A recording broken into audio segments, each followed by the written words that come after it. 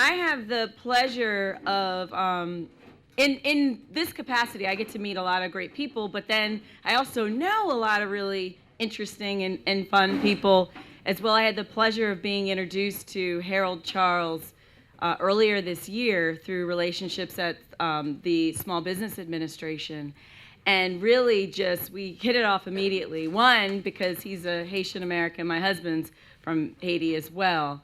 But then number two, his story sort of resonated with us. You know, here's a gentleman who literally started from his home. I know many of you in the room work from home, at least initially. And oftentimes the business community has a way of maybe making you feel a little bit marginalized because you are operating out of your home. But now here he sits, started in 2003, and now here he sits. This year was recognized as the Small Business Person of the Year for Maryland by the Small Business Administration, operating not just, no longer from his home, although I'm sure he probably has a home office that he works from, because as you all can appreciate, we as entrepreneurs, it's difficult for us to turn it off at any point in time. But with offices in Haiti as well, and just doing some tremendous work in that country. And so I don't want to steal any of his thunder. I'm sure he'll share more with you about who he is and what he does. But without further ado, I'd like to welcome Harold Charles.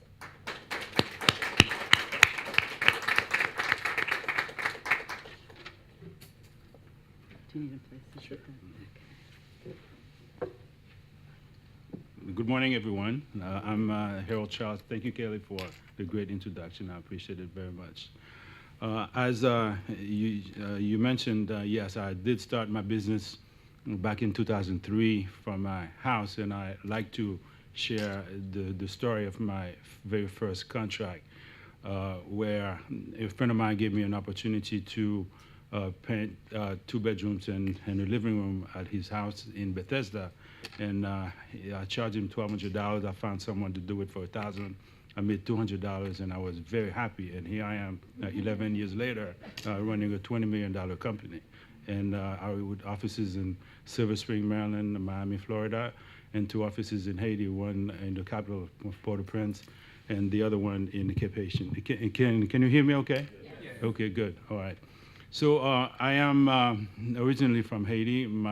Actually, I was born in New York, but my parents are from Haiti, and they moved to Haiti when I was 1 year old, and my father is a physician. He wanted to go back to his country to give back, and so I was raised there. At 16, left to go join my brother to complete high school in Montreal. Lived there for 6 years, finished high school, started college, and moved back to the States in 1984 when I I continued with my civil engineering degree at UDC, and graduated there in 86, and then went to do in 87, my first job interview was my first offer, and I took a job at Andrews Air Force Base as a civil engineer. And while I was there, I started my master's degree at the University of Maryland in College Park in environmental engineering. So I have my BS in civil engineering and master's degree in environmental engineering. So I worked for the federal government, Andrews Air Force Base, the Pentagon, FEMA, EPA, from 87 through 2006. So in 2003, 3 years before I left the government, I decided, well, you know what, I don't want to just leave my business, leave the government to start my business. I just wanted to, test the market and see how it is. And so 3 years, 2003 to 2006, we did a lot of work, mostly residential, because we started out as a design-build firm doing engineering, design, and construction, and building additions to a lot of homes in Montgomery County, PG County, and in DC. So, but what I was doing that, I said, well, I need to obtain more certification so I could be more competitive to to other businesses that are trying to do the same thing. So I went on and obtained my PMP certification, project management professional, and also my leadership for energy and environmental design, accredited professional. So in addition to that, I went on and did get my PE license, professional engineering license in the state of Maryland. And I also got it in Florida, in Virginia, and in DC. So I was starting the business, and at the same time, I wanted to make sure that I had the credentials, to be more competitive. So, we went on. I mean, it was extremely, extremely difficult the first 5 years. I mean, I was about to close. I even took a second mortgage. I maxed out all my credit cards. I basically even accessed my kids' college funds without my wife knowing about it. Okay, went on and drained our savings and did all kind of things, and and it wasn't really working the way it should, because here you are having to make payrolls, and then the money is not coming in. I mean, the money is in receivables, but you don't have it in your bank account when you need it. So having to borrow money from my parents, from my brother, from my sister, from friends. And then, so, I mean, at night, I was staying up long nights. And so my first 5 years were, just terrible. So then I decided to, continue. I mean, I never lost hope. I could always see the light at the end of the tunnel. And so finally, one day, I had to tell my wife, well, this is the situation that we're in. And then so, we talked about it, and we re-strategized. And so I went on and, hired more staff, competent staff. And so we went and submitted an application at the SBA to become an ADA certified company. The ADA program, what it does is it promotes minorities, and it helps you win contracts on a sole source basis. And so in 2006, in July 2006, I decided to leave, to take a leave of absence for 6 months just to go in the business and see, if I could make a difference by being there on a full-time basis. And I did, and in December, I realized that I took the business to the next level. And then so we moved up from, doing residential to doing commercial work. We were a sub to large companies, Clark, Turner. We got crushed, and we were still fighting, still standing. And so when we received our ADA certification in 2007, so because I had a lot of ties with some procurement officers and program officers at several federal agencies, so I decided to, reach out to them and see, if there were opportunities for us. So luckily, because I didn't burn any bridges, the agency where I used to work at Andrews Air Force Base gave us our first federal contract. And then, so that helped us establish past performance and experience. So we went on from the Air Force to the Navy, and then to USDA, et cetera. So we started to basically build a very strong portfolio. And we were fighting, but we were getting better. 2009 was the first year that actually, we made profit. I mean, you can imagine in 2008, with the downturn, construction industry went down, and then so, we had to diversify, because we said, well, there are not as many construction opportunities as there used to be, so what is it that we can do now? And that's when we started providing facility management. And facility management pretty much is, you do operation and maintenance in a facility. Making sure that the HVAC, the electrical, the plumbing, I mean, you do your preventive maintenance. And so there were more opportunities there for us than in construction, so we do diversified. Then, we got into transportation. A friend of mine who became my mentor in transportation, he got us into a contract as an ADA firm. And so, and it had gotten to a point where the O&M and the transportation side were bringing more revenue than construction and engineering. So what I'm saying is that, you always have to try to diversify and restructure to adapt yourself to the changing markets, and that's what we did in 2009, and that's why I can say we're still alive because recently there has been no real construction opportunities for us, but I mean I'm talking about the United States. So so our strong point here is basically O&M and transportation, and we do some engineering and construction. Now, in 2009, I happened to go to Haiti in April 2009 for my parents' 50th wedding anniversary. And I felt while I was there a strong calling in church that it was time for me to give back, come to the country, and do what I can. And that was before the earthquake, by the way. And I said, well, you know what? I need to do that. And I started thinking, well, if I take time away from my business in the U.S., then it will affect the business in the U.S. But at the end of the day, I said, well, let me do it. I want to do it, to help out my Haitian brothers and sisters, and I did. And I was fortunate to, after 2 months, to receive my first contract as a subcontractor to a larger firm and working for USAID.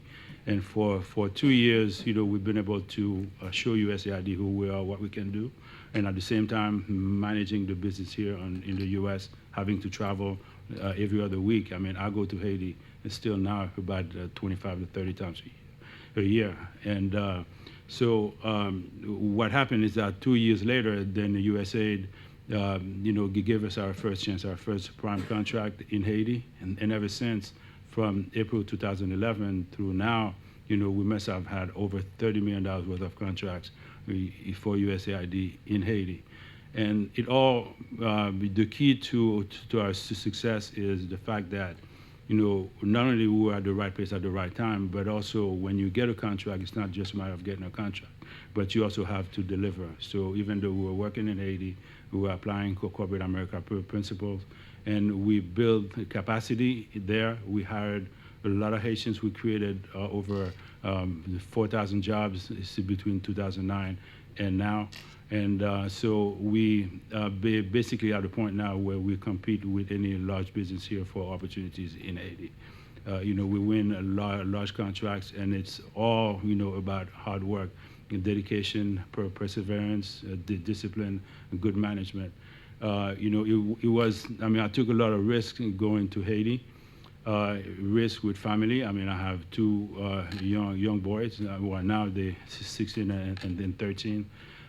We also risk for not being here to manage my business here, risk health-wise, risk being a target there, kidnapping, whatever, risk financially, because you have to put a lot of money out. I mean, we even started we even rented an office and bought the vehicles and equipment even before we had that first contract as a prime with USAID. So bottom line, we've been very, very successful with USAID, and then that opened up the door for us in Haiti also with the Department of State. So we do a lot of work for the Department of State, and also, the government of Haiti and even the United Nations. So while construction was very low here in our workload, but in Haiti, it was picking up big time. So so from 2009 through now, I basically split my life between Haiti and here. I'm here a week, in Haiti the other. And so I feel very, very, very good with the work that we're doing in Haiti, because we've been able to make a difference in people's lives. And we not only create jobs, but also we train people. For instance, the last time I was in Haiti, the last check I remember I signed was to send one of our security guards to school to become a heavy equipment operator. Okay, so we instilled the concepts of safety, because those guys, they would come to a job site with flip-flops or no hard hats. So we make sure that they understand that you have to do that. I do a lot of social work. I even take money out of my personal funds, to pay teachers to finance schools so that teachers can educate young kids. So we do a lot of capacity building with smaller and medium-sized construction enterprises in Haiti. We help them out, to become the best that they can be, to be able to, follow our lead. So we do that also within the government institutions to help them streamline their processes to become more effective and efficient. So here, pretty much, we are in Montgomery County, where our headquarters is located in Silver Spring, Maryland, right off Cherry Hill and the 229 in that area. So we have about 60 employees. In our corporate office, we're about 10, but we do a lot of O&M and transportation for the federal government. We've worked for at least 12 to 13 federal agencies, and we have staff in different buildings throughout the Washington, D.C. area. I like to take time, to meet with all my guys. I go down to the field, have lunch with them, talk to them, give them incentives, making sure that, they feel at ease. Because at the end of the day, all I'm doing is overseeing and managing the business. But my guys are the ones that do the work, that brings us the revenue. So you need to make sure that you stay close to them. As much as I travel, as much as, I'm so busy with everything I do because I'm the one who does most the business development for the company, then, I make sure that I stay in touch and that I'm kept informed.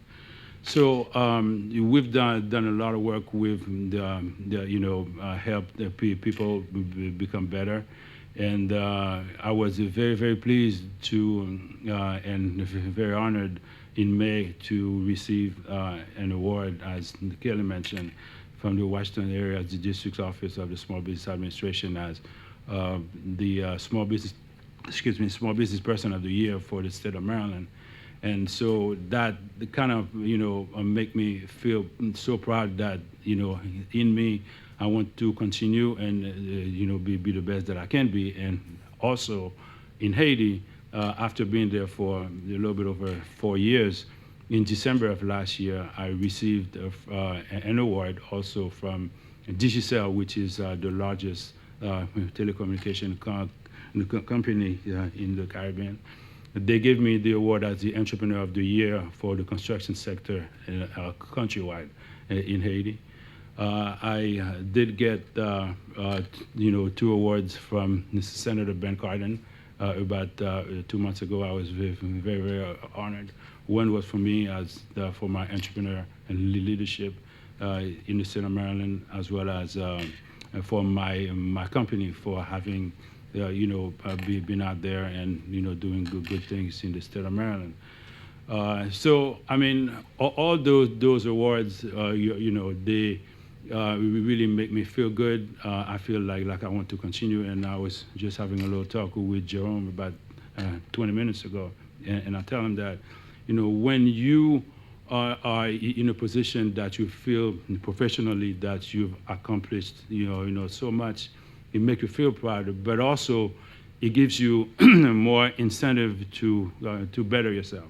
So I'm taking the professional successes and now trying to turn it on how I can better myself. So I started for months to work out every morning, sleep more, take more time for myself, and live a better life.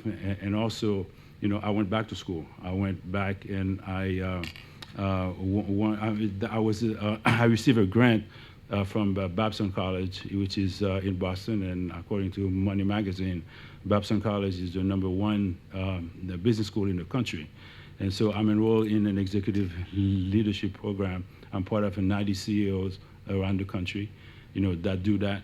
And, it really makes me feel proud. And, and one thing that touched me the last time I was up there at Babson is that the janitors, that are in there are all from Haiti. And so I, walked by them and I said something in Creole to them.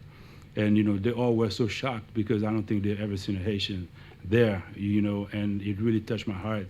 and that made me feel proud that I can represent them in a different way. One of the contracts. I mean, we've had and we continue to have contracts also with the White House.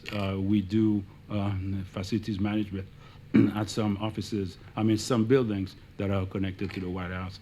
And I'm just trying to be the best that I can be. And the more successes you get, is the better it makes you feel, and the stronger you want to be.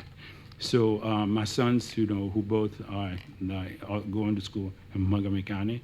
One is finishing high school at Penn Branch, and the other one is at Fort Secure Christian School, also in Silver Spring. When I talk to them, my oldest boy say, well, you know what? I mean, why do I need to go to college? I mean, why do I need to do this? Why do I need to do that? I mean, and I said, the thing is, when I was your age, I was feeling the same way. I didn't even want to further my education. But at the end of the day, I did because I had parents, that kind of almost forced me to, continue. And so that's what I want to do with you, because I want you to be better than I am. Okay, and so that's the concept that I'm instilling in their minds. So, last thing in closing, I think, it's a great thing also to get involved in socially with a lot of organizations. I do sponsor a lot of events within the state, within the county, as well as in Haiti. When I see, for instance, a group of youngsters wanting to do something good for the country or trying to set an example, whether it's in sports or education, whatever, I'm always there with them to try to help out.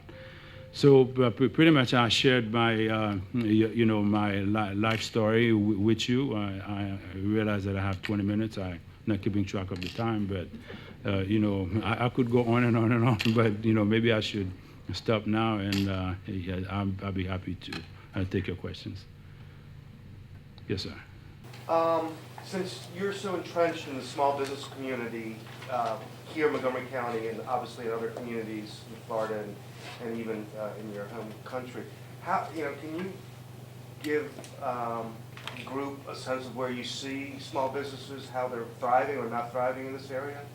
In different industry sectors, not just in construction. Sure, yes, okay. Well, I'm not really watching or tracking the statistics. I mean, I can only talk about my business and the other small businesses that I work with, because we partner with a lot of other small businesses. I think the main thing is to understand where to find the opportunities, okay? Because you may have a lot of ideas, and if you're not connecting them to a decision maker, okay, then you will not go very far. So I think the trend that I've seen in the last couple of years is that business has become better than it was, because I can tell you in 2013, that year, if we didn't have Haiti, we would have probably closed down, because with the government shutdown, with sequestration, with all of that. I can sense that 2014 is better, and I would say that in the first 4 months of 2014, business has been better for us than the entire 2013. So, I mean, that has been my experience. But it may also be due to the fact that we've done so much business development in 2013 that have started to pay off in 2014. So my personal opinion is that any small business, once number one, you need to set your goals and then try to achieve them. You need to basically have your opportunity statement, have your growth plan, have everything lined up, and then you follow your track. If there's a way to work with a mentor, okay, that would be a good thing. I mean, I'll be happy to talk to any one of you at any time to share ideas and, help you in whatever industry you are. But I think what's most important is that, and what I've seen is that, a lot of small business owners, they may get excited, 1 month, and then the next month, they go back to, wherever they were before. So it takes a lot of consistency and, to continue to achieve your goal. And, you will get hit big time. I mean, last month, even at the level that we are now, okay, actually, my last pay period, okay, I had not yet received any payments from Haiti and here for the month of August and September. Okay, so basically I had to reach out to my line of credit. Okay, but that would be something to put me down because businesses, there are ups and downs. But I took that to turn it around and make me stronger. To say, well, you know what? If I was able to survive this, then I'm more ready for the next challenge. So at the end of the day, it's consistency, and you need to reach out to decision makers.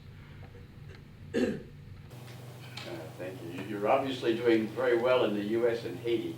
Is that enough for now, or are you going to try to follow aid and state into other countries later on? Well, it's a good question. Thanks for asking.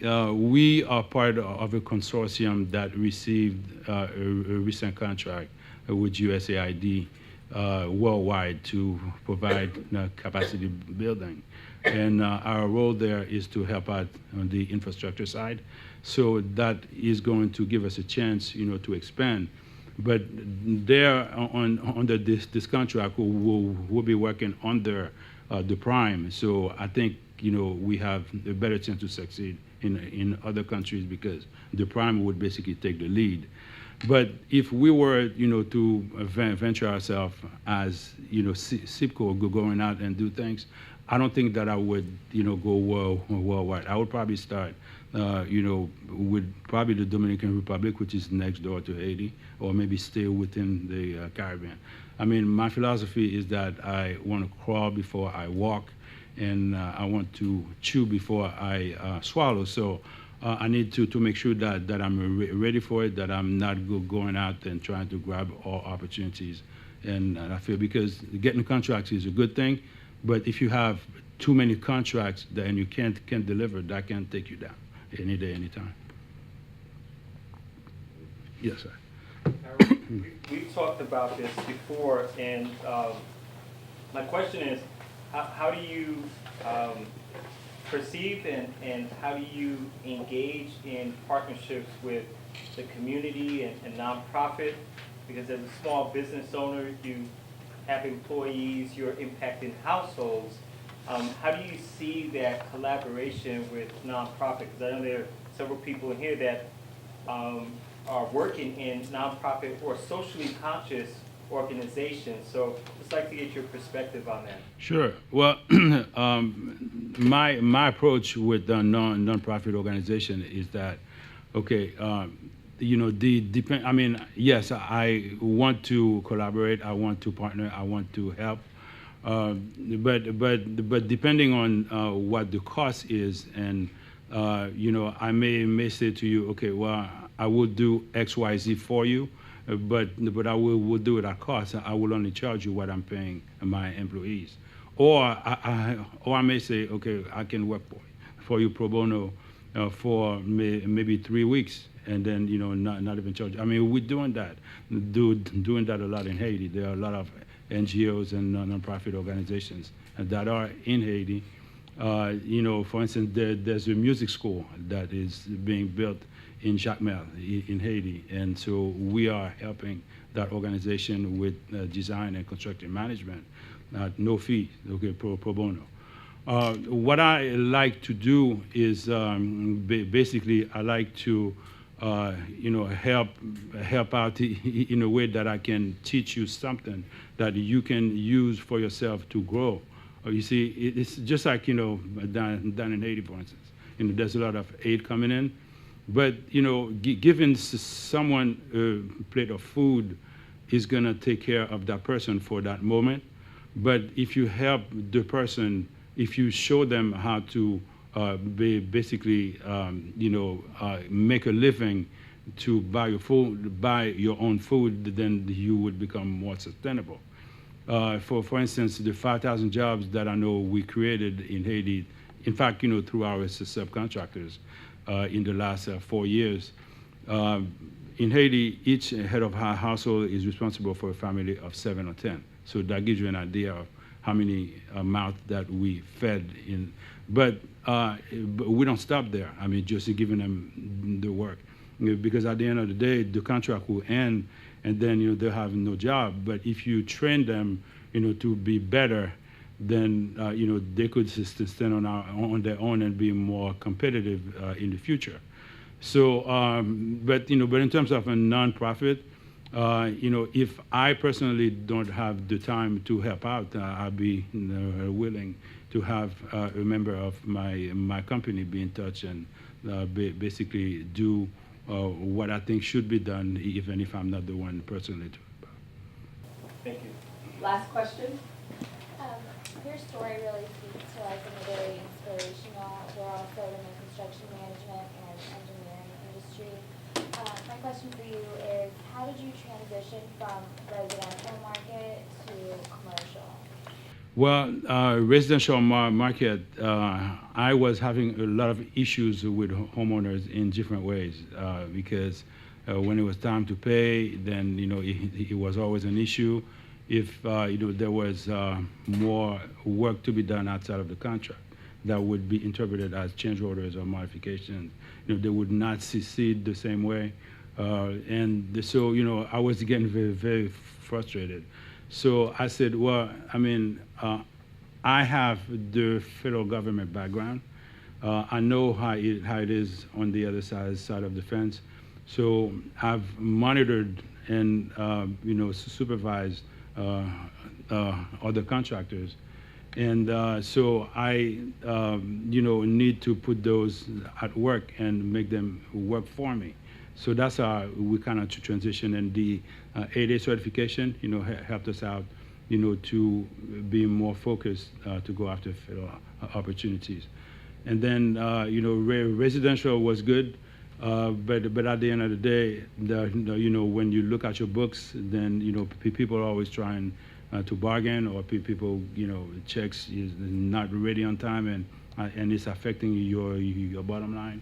And and 2008 also, as I mentioned earlier, there was a housing crisis, so people were no longer, investing in building additions and stuff like that. And so, and we found this niche with the federal government, and so we took advantage of it, and it worked out, and that was the best thing we've done. Mm-hmm. Sure. Awesome. But Thank you so much. thank you, everyone.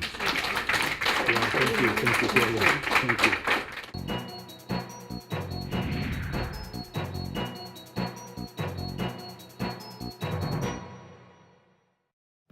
Hello, I'm John Colm, CEO of Team Results USA and author of the At the Workplace blog at mymcmedia.org, and you're watching the Montgomery Channel.